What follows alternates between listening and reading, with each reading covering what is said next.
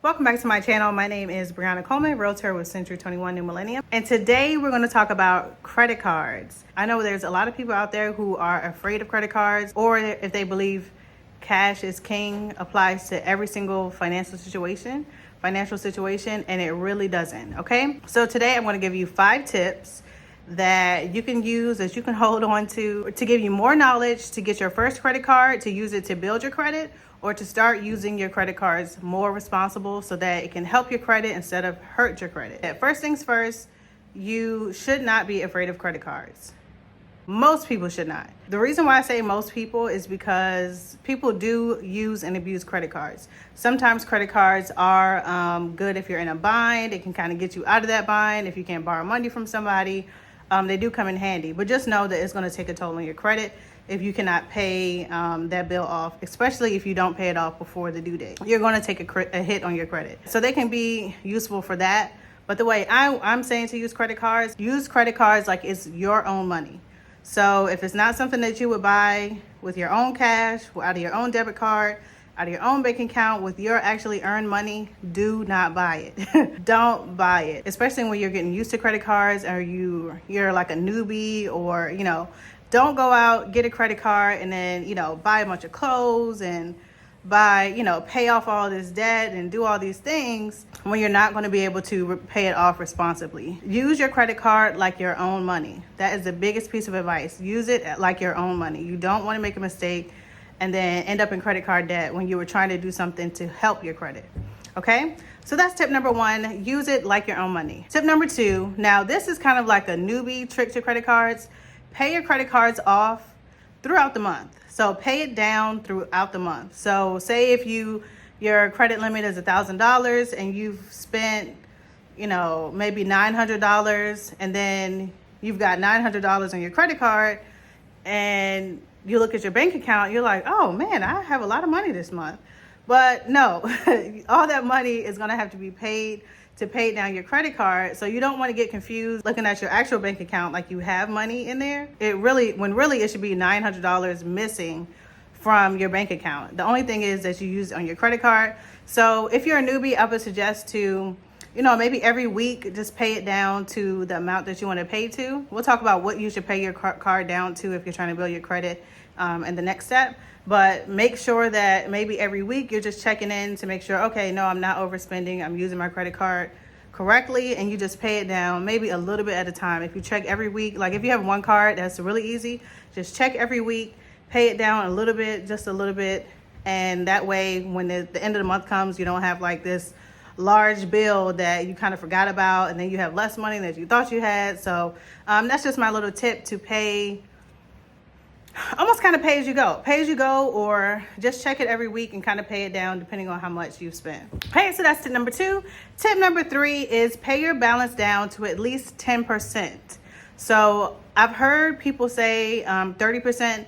30% is fine, but it's not really going to do anything for you if you're trying to build your credit. You need to have your credit cards paid. Now I pay mine a little bit less than 10%, but you need to have your credit cards paid down at least to 10% of your available balance. Okay, say you have $1,000 credit card limit. You need to pay your bill, you need to pay your balance down to $100 before, or at least $100. You can't be zero. It just definitely cannot be zero. I would just say 10% as a sweet spot. Some people say 5 to 7, but and I do mine just a little under 10, between 5 and 10%. I do mine, but you also want to have activity. So you don't want to make one purchase every month that's $100. You want to make a few purchases every month, and you can spend all the way up to that $1,000. You can definitely do that. If you have $1,000 on that account, you can definitely purchase and spend up to that $1,000.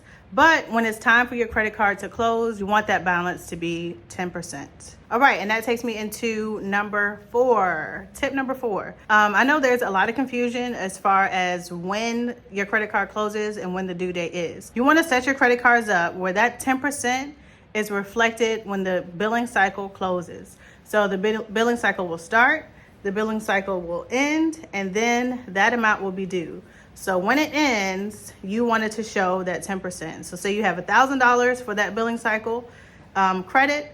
You want, by the time it ends, you want it to say $100.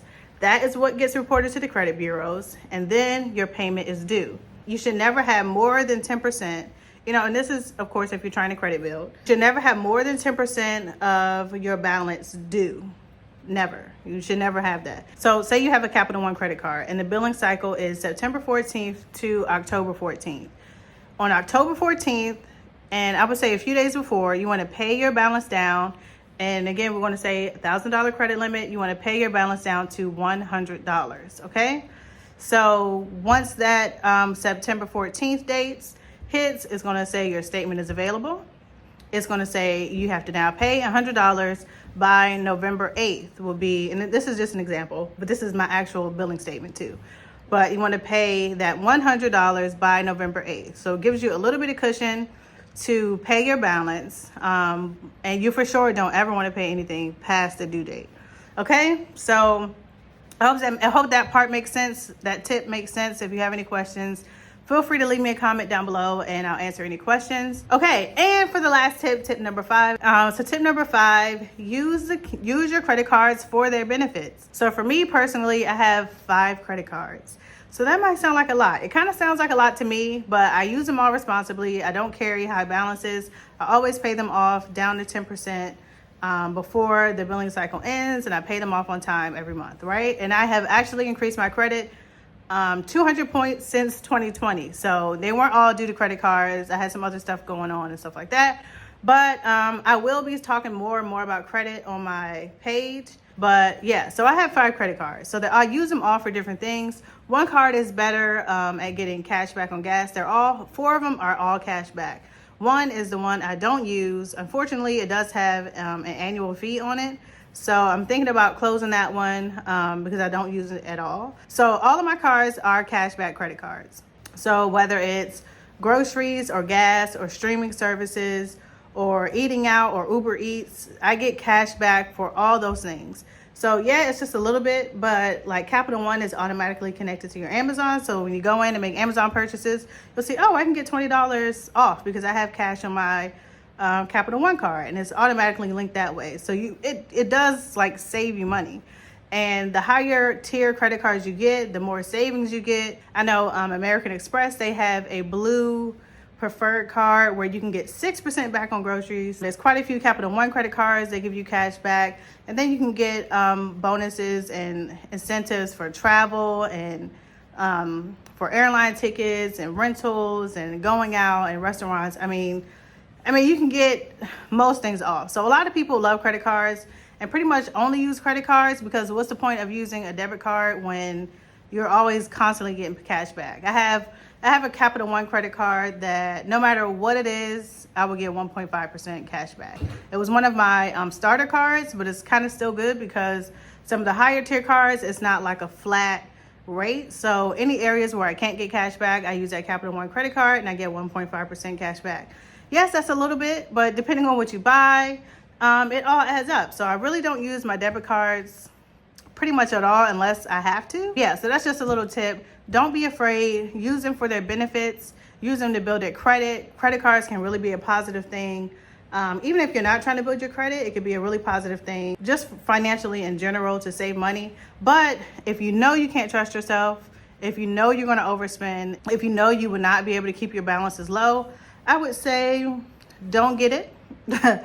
Maybe put yourself, ask someone that has a credit card that uses it responsibly to ask that person if they can add you as an authorized user on their account. But I wouldn't chance it getting into, a money pit or a situation that you just can't get out of, especially like I said, when it's something that you were trying to do to better your finances. Okay?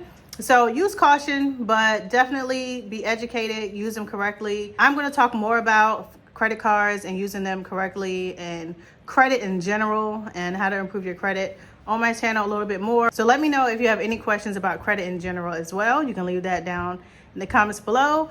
And like always, my information is in the description box below. And also feel free to contact me if you want to buy a house, sell a house in Maryland or anywhere else. Let me know and I'll be happy to assist you. And yeah, I'm in the office today, so I don't know if you guys have watched my vlogs. I've shown my office a few times, but yeah, I'm in the office today, just for a little bit, not that long. I just came to pick up some some cards. But thank you so much for watching, and I will catch you in the next one.